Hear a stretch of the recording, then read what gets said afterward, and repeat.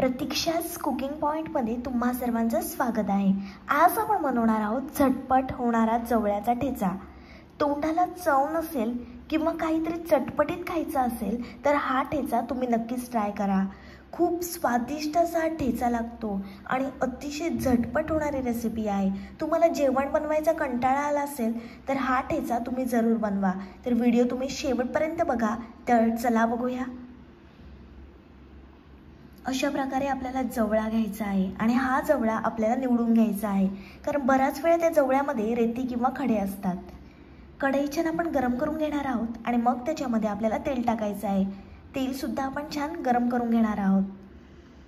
तेल छान गरम झाल्यानंतर आपल्याला त्याच्यामध्ये बारीक कापलेला कांदा टाकायचा आहे।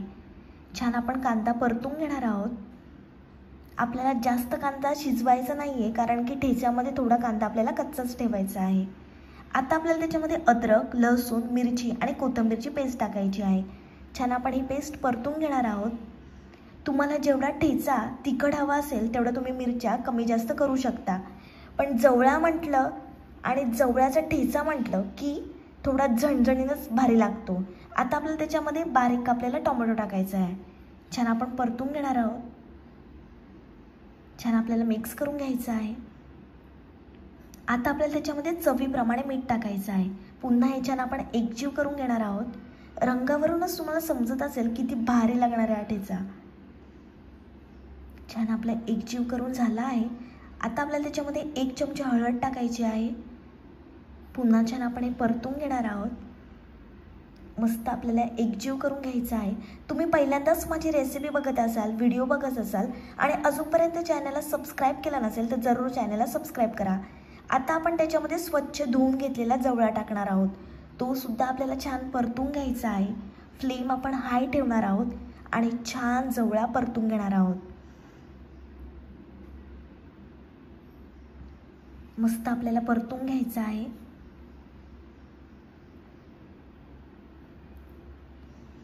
आता आपण त्याच्यामध्ये थोडंसं पाणी टाकणार आहोत जवळा शिजवण्यासाठी।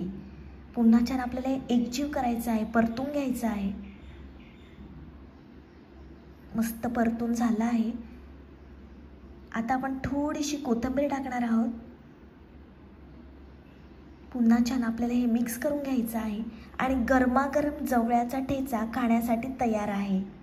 हा जवळ्याचा ठेचा तुम्ही तांदळाच्या भाकरीसोबत खा, खूप भारी लागतो आणि जे नॉनव्हेज प्रेमी आहेत त्यांनी ही रेसिपी जरूर ट्राय करा। माझी रेसिपी आवडली असेल तर व्हिडिओला लाईक, कमेंट, शेअर आणि चॅनलला सबस्क्राईब करायला विसरू नका।